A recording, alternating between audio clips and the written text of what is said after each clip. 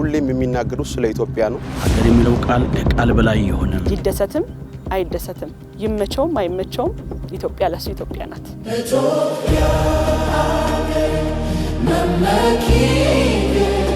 ሀገሬን ኢትዮጵያ እስካለው ጊዜ ድረስ ማገልገል አለብኝ።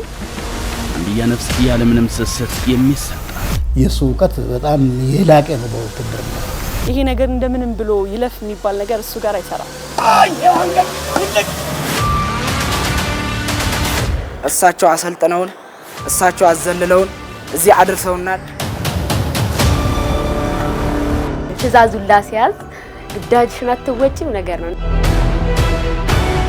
ኢትዮጵያ የምትባል ሀገር ይዘቷን ግለቷን ጠብቃ መኖር መቻል ትልቁ የለማ ኳሊቲ ደግሞ በአገር ጉዳይ ላይ